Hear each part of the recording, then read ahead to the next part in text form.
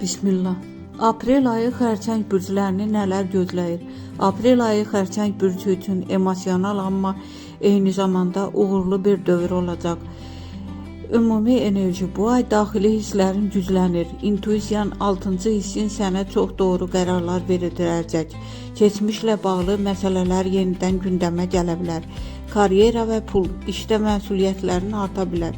Əziyyətinin qarşılığını almağa başlayacaqsan.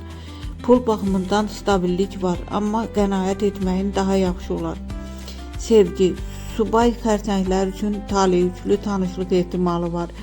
Münasibətdə olanlar üçün duyğular daha da dərinləşəcək. Ailə mövzuları ön plana çıxır.